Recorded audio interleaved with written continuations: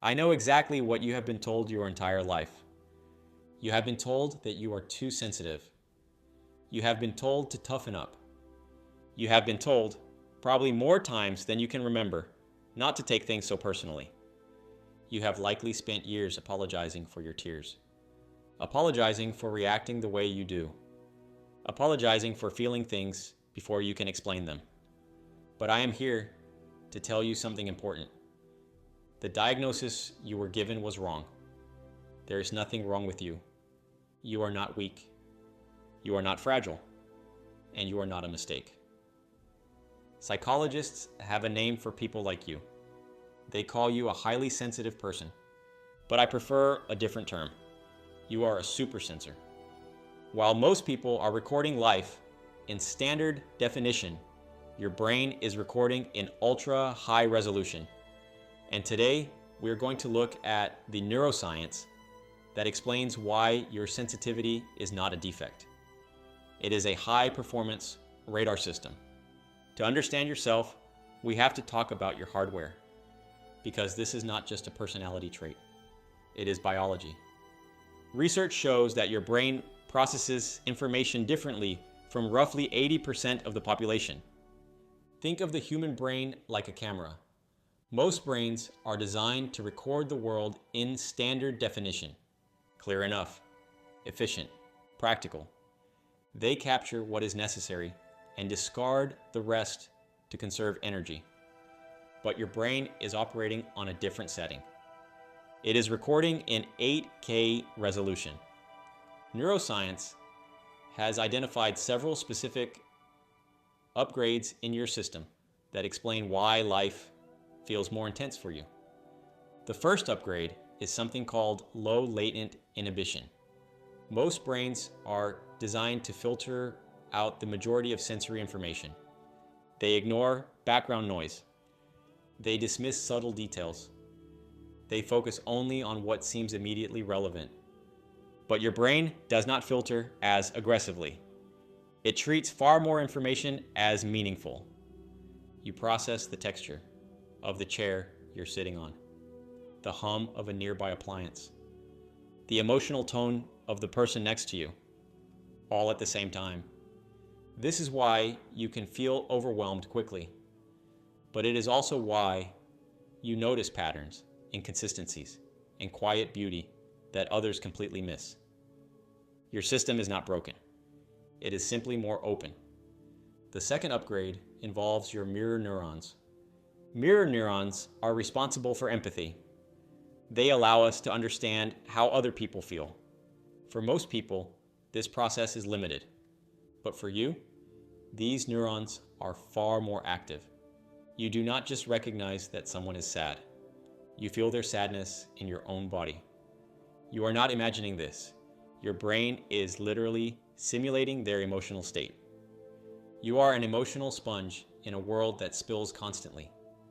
And this leads to the third and most misunderstood upgrade in your system: depth of processing.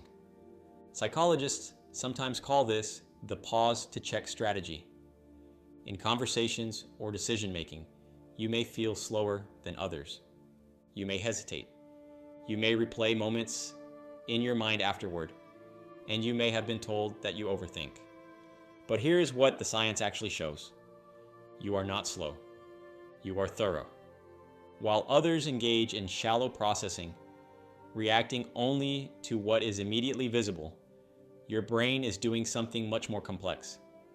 It is connecting the present moment to past experiences, predicting future outcomes, analyzing emotional meaning beneath the words.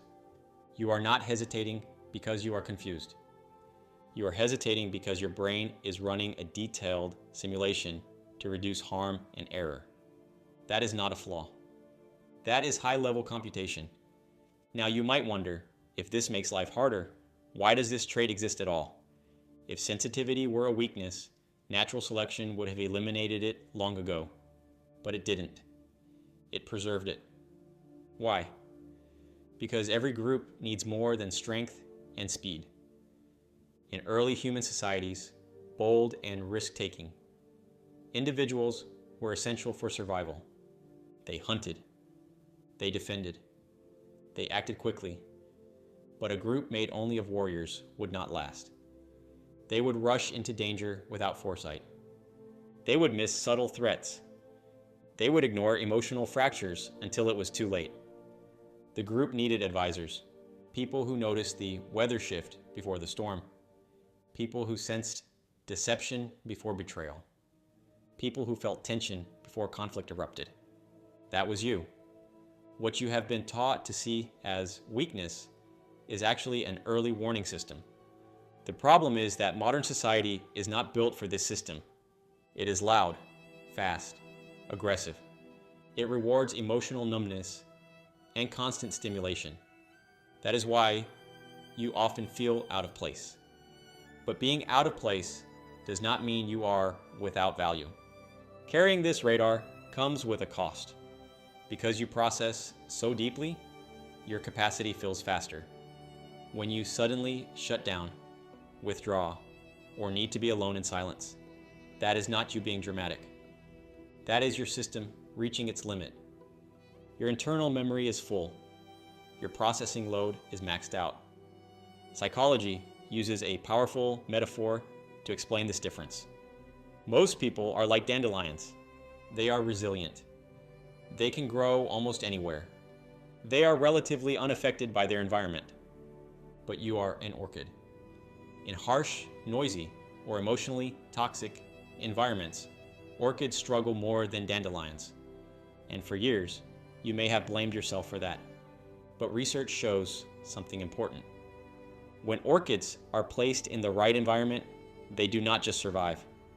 They bloom with a level of complexity and beauty that dandelions cannot reach. This is known as vantage sensitivity. When your environment supports your nervous system, you do not fall behind. You surge ahead. So here's the real prescription. Stop trying to install a tougher filter.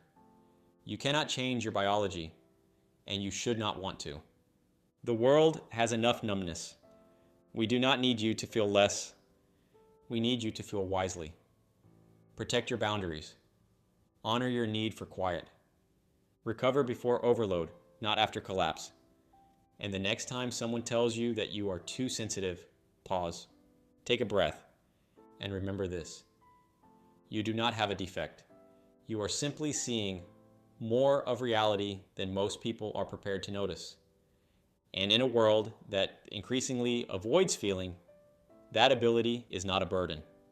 It is a form of intelligence. Before this ends, I want to leave you with one question. When was the first time someone made you feel that your sensitivity was something to be ashamed of? If that moment comes to mind, you are not alone. Many people carry it quietly. If this resonated, reflect on it. Sometimes recognition is where clarity begins.